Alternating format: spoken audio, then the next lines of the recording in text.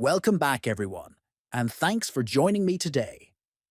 In this video, I am going to show you how to customize the homepage in the Carbon browser on your mobile phone.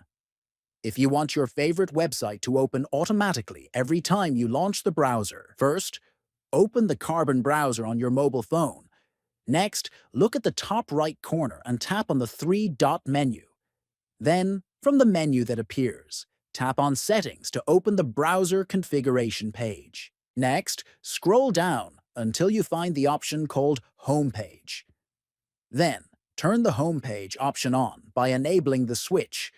After that, select Custom as the homepage type. Next, enter the website address you want to use as your homepage, such as google.com or any other site you prefer.